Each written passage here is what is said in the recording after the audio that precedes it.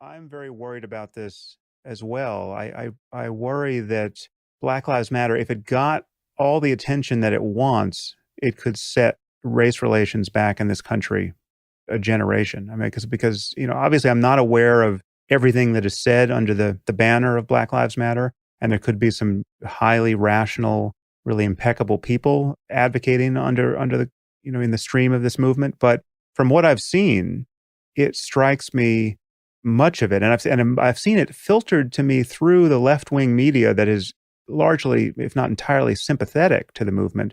Most of what I have seen said, in particular about these videos and the cases about which of which we don't have videos, but which have been well described, like the Michael Brown shooting, Yeah. most has struck me as dangerously and offensively irrational. And so, I mean, here's the core issue for me. These cases run the full gamut of police malfeasance and culpability on the one end to completely predictable and even rational uses of force on the other, and everything in between. So on the one end, you have cops who are quite obviously guilty of murder, whether it's from racism or some other deranged motive. And I would put Walter Scott and Laquan McDonald, those shootings there. These cops, to my eye, clearly should never have been given a gun and a badge, and they belong in prison.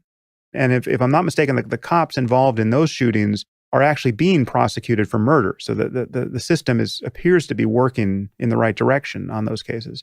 But on the other end, you have legitimate uses of force that would have happened 99 times out of 100 in the presence of any sane cop, and race surely had nothing to do with it. And I would put the Michael Brown case pretty close to that far tail on the continuum. And we don't have a video of that, but the facts, as reported, suggest that he attacked a police officer and was trying to get his gun. Now, if you're trying to get a cop's gun, it is only rational for him to believe that you intend to kill him with it. And whatever the color of your skin, you're going to get shot. And if you don't get shot, it's because you got very lucky, either because the cop had amazing hand-to-hand skills and he just decided to spare your life, or because there were enough cops on hand to physically overpower you without requiring lethal force.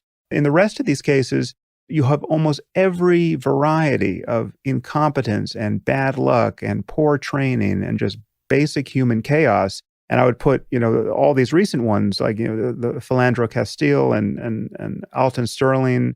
And frankly, I'd even put the Eric Garner case somewhere in the middle here. And these cases, the three I just mentioned, they're totally unlike the extremes, but they're importantly different from one another too. Because, I mean, one important ththing to point out is that in some of these videos, the video record itself can be profoundly misleading because some start after the shooting occurred. You simply don't know what precipitated it.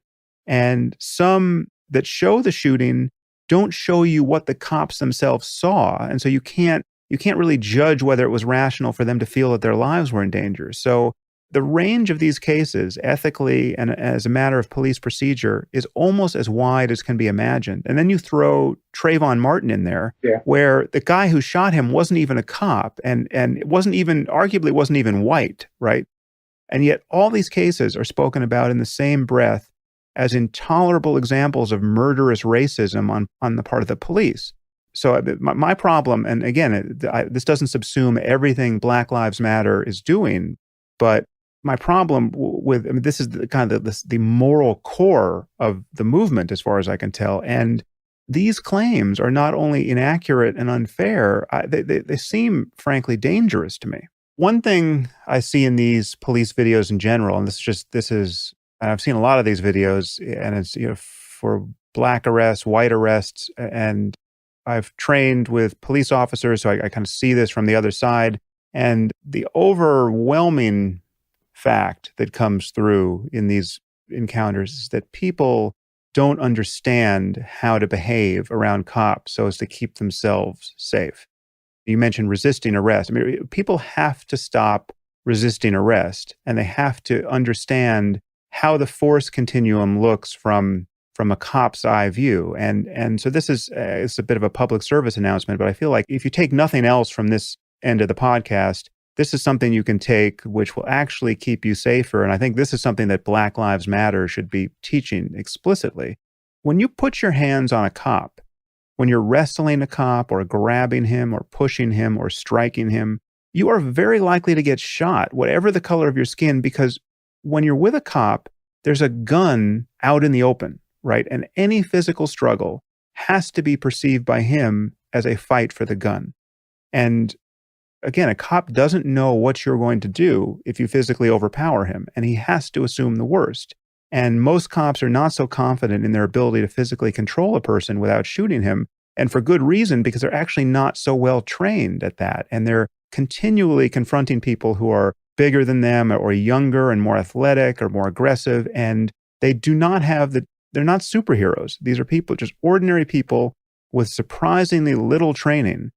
And once things turn physical, they can't afford. I mean, so, and this is again something that people are totally confused about. They think that if they see a video of somebody, trying to punch a cop in the face, and the person's unarmed, well, then the cop should just be punching back, right? And any use of deadly force is unwarranted. But that is just insanity. It's not the cop's job to be the best bare knuckle boxer on earth, right? He can't afford to get hit in the head and risk getting knocked out, because there's a gun on the table. And this is the cop's perception of the world, and it is a justifiable one given the dynamics of human violence. And this is a part in your podcast with Rajiv Sethi where I felt like you guys were talking past one another a little bit on this point. And I recommend people see that podcast because it was very valuable on many points. But on this point, so he was totally correct to insist that you should be able to be rude to a cop in our society without being physically punished for it, right? Much less killed. And I think he's totally right to think that it's a measure of a civilized society that cops don't start beating you just because you've been disrespectful. Sure. But you were right to insist that people shouldn't be rude to cops because it's totally unwise. And in defense of what you were saying, you're totally right. You want to be respectful to a cop because you don't want things to escalate. And again, Rajiv is right in saying that they shouldn't escalate based on anything you might say. And if they do escalate, it's the fault of the cop. And on Rajiv's side, he's right to think that the cop's job is to have a very thick skin and be totally professional in his dealings with the public. But on your side, I mean, do you really want to increase the risk to your own life by testing the emotional maturity of the guy with the gun?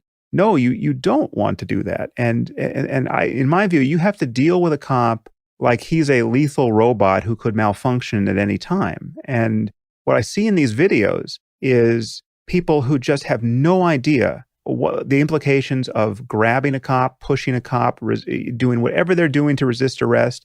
And just think about this. It's never up to you whether or not you should be arrested. I mean, how could it be? How could it ever be? Does it matter that you know that you didn't do anything wrong? How could that fact be effectively communicated by your not following police commands? Unless you called the cop yourself, you actually never know what situation you're in with a cop. You don't know. If I'm walking down the street, I don't know that a cop didn't just get a call that some guy who looks like Ben Stiller committed an armed robbery. And he comes up to me. I know I didn't do anything. I don't know, but I don't know what's in the cop's head. So how am I the best judge of whether or not I need to be arrested? So the time to find out what's going on, again, I'm sorry for the public service announcement, but this is, I think, really important for people to understand.